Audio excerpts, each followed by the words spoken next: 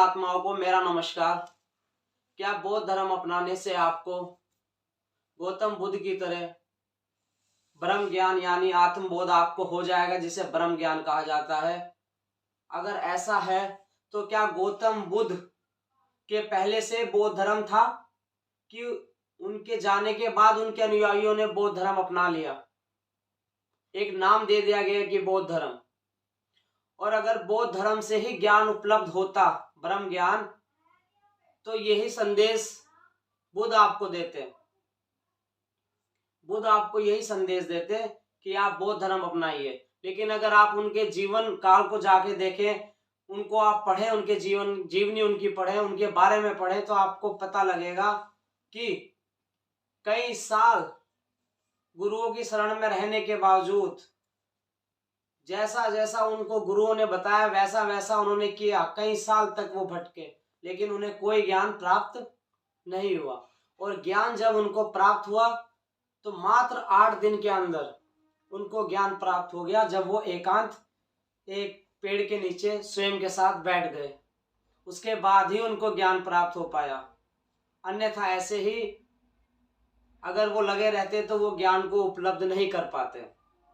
और एक चीज आप और देखना कि जब तक उनके अंदर जिज्ञासा नहीं आई कि मैं स्वयं का पता लगाऊं, क्योंकि बड़ा दुख है संसार में, कोई मरता है, कोई जीता है, कोई हंसता है, कोई रोता है, तो क्या है ये? जब उनके अंदर जिज्ञासा आई, फिर लास्ट में जब वो कई साल गुरुओं की शरण में रहने के बाद एकांत बैठ गए कि अब मैं थक चुका, खाली पेट रह के भी देख लिया, गुरुओं के साथ जुड़ के भी देख लिया, सारे कार्य मैंने करके देख लिए, उनको कोई ज्ञान उपलब्ध नहीं हुआ, उन्हें कोई पता नहीं लग पाया कि पृथ्वी पर जन्म क्यों हुआ। जब वो लास्ट में एकांत बैठ गए कि या तो मुझे पता लगे या मैं यहाँ अब कहीं नहीं जाऊंगा, और जब वो एकांत अपने साथ बैठे तो मात्र 8 दिन में उनको ज्ञान प्राप्त हो गया। तो इसीलिए आप लोगों से हाथ जोड़ के यही मेरी विनती रहती है कि आप स्वयं के साथ बैठें। कोई भी चीज अपनाने से या कोई भी चीज छोड़ने से ज्ञान का दूर दूर तक उसके साथ कोई संबंध नहीं है। ये सिर्फ आपके मन के विचार हैं कि आज हमने यहाँ पे रह के हमें नहीं प्राप्त हुआ तो हम दूसरी व्यवस्था बदल दें। आप जहां पर हैं वहीं रहें। जिस धर्म में जन्म लिया है वहां पर भी आपको स्वयं के साथ ही बैठना होगा। ज्ञान हर जगह है। हर महापुरुष, जितने भी बड़े महापुरुष आए हैं, जिस भी उसमें आए हैं, उन्होंने ज्ञान प्राप्त कराया है। उन्होंने कभी, अगर गौतम बुद्ध से पूछा गया, अगर आप सोचते हैं उनसे पूछा गया कि भगवान है, तो उन्होंने मना कर दिया कि भगवान नहीं। ऐसा भी प्रचलित है उनके कानों में कि उन्होंने कहा कि भगवान नहीं है। लेकिन ऐसा उन्होंने क्यों कहा? ऐसी क्या व्यवस्था थी कि उन्होंने भगवान को ही नकार दिया? वो सिर्फ आपको बताने का एक रास्ता था, ताकि आप स्वयं के साथ एकांत में जाके बैठें। क्योंकि जब आप हार के एकांत में बैठेंगे तभी आपको उसके अस्तित्व का पता लगेगा, अन्यथा आपको नहीं लगेगा। क्योंकि आप अपने हिसाब से कभी बौद्ध धर्म, कभी कुछ और, आप ऐसे ही लगे रहेंगे, लेकिन आप ज्ञान को उपलब्ध नहीं कर सकते। अलग से एक व्यवस्था बना लिया आपने, कपड़े पहनने की अलग से एक वो बना लिया, उससे आप ज्ञान आपको नहीं प्राप्त हो सकता। इसलिए स्वयं के साथ बैठे।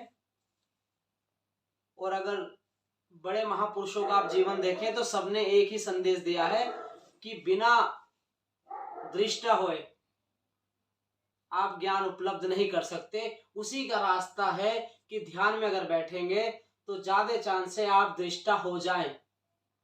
चाहे कुछ क्षण के लिए हो, कुछ घंटे के लिए हो, कुछ दिन के लिए हो, लेकिन आप दृष्टा हो जाएं।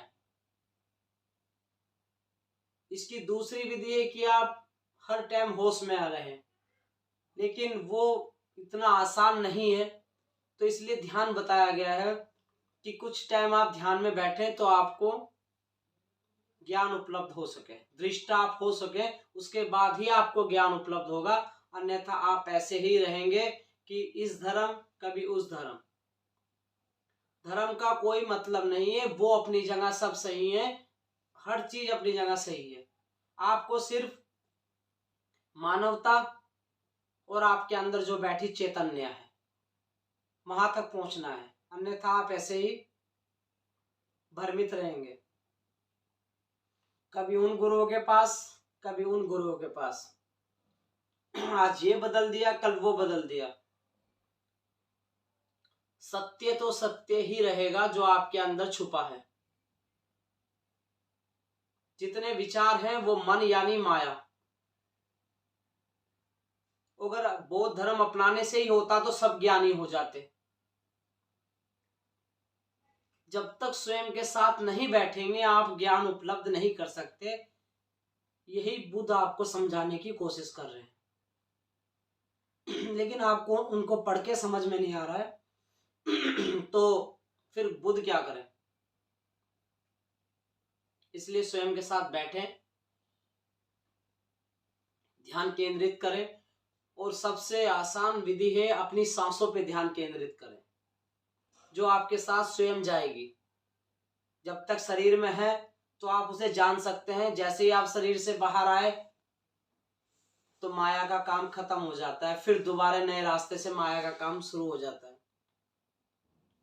तो इसीलिए आप इनमें ना उलझकर स्वयं के साथ बैठे। और अगर सिर्फ भेड़ चाल ही चलनी है कि जो जहां चल रहा है हम भी चल रहे हैं, जो ज्यादा चीजें फैल रही हैं हम भी चल रहे हैं, तो आप जाते रहिए, उसका कोई अंत नहीं है। और कहीं से जुड़ने से आपको ज्ञान प्राप्त नहीं हो सकता, स्वयं से ही पैदा होगा। स्वयं का जन्म है तो स्वयं की मृत्यु है, और स्वयं ज्ञान भी स्वयं का ही है। अगर दूसरों से ज्ञान मिला करता तो फिर कार्य करने की आवश्यकता क्या थी। तो कृपया करके ध्यान में बैठें, यही मेरी आप लोगों से विनती रहती है। जितनी भी पुण्य आत्माएं मुझे सुन रही है, वो सभी पुण्य आत्माओं को मेरा नमस्कार।